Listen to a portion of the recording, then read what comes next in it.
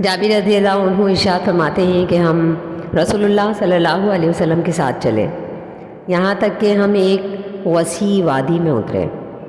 اور پھر رسول اللہ صلی اللہ علیہ وسلم قضائے حاجت کے لیے چلے گئے، اور میں ایک ڈول میں پانی لے کر آپ صلی اللہ علیہ وسلم کے پیچھے چلا، تو آپ صلی اللہ علیہ وسلم نے کوئی آڑ نہ دیکھی جس کی وجہ سے آپ پردہ کر سکیں۔ اس وادی کے کنارے پر 2 درخت تھے۔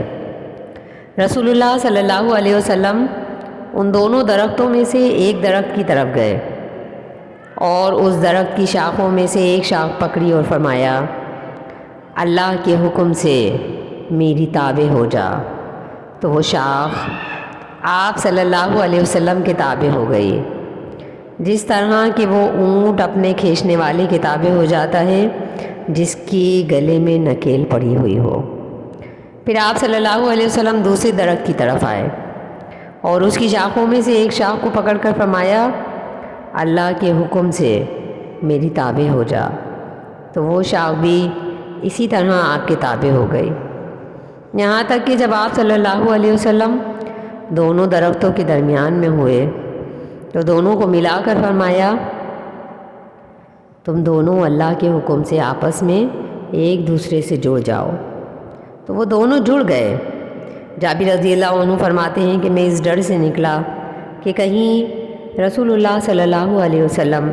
مجھے قریب دیکھ کر دور نہ تشریف لے جائیں۔ میں اپنے آپ سے دل ہی دل میں بیٹھے بیٹھے باتیں کرنے لگا، تو اچانک میں نے دیکھا کہ سامنے سے رسول صلی اللہ علیہ وسلم آ رہے ہیں، اور اس کے بعد وہ دونوں درخت اپنی اپنی جگہ پر جا کر کھڑے ہو گئے، اور ہر ایک درخت اپنے تنے پر کھڑا ہوا علیحدہ ہو رہا ہے۔ جابر رضی اللہ عنہ ارشاد فرماتے ہیں، میں نے دیکھا کہ رسول اللہ صلی اللہ علیہ وسلم کچھ دیر ٹھہرے، اور پھر آپ صلی اللہ علیہ وسلم نے اپنے سر مبارک سے اشارہ فرمایا، اور جب آپ صلی اللہ علیہ وسلم میری طرف پہنچے تو فرمایا، اے جابر، کیا تو نے دیکھا جس جگہ میں کھڑا ہوا تھا؟ میں نے عرض کیا، جی ہاں اے اللہ کے رسول۔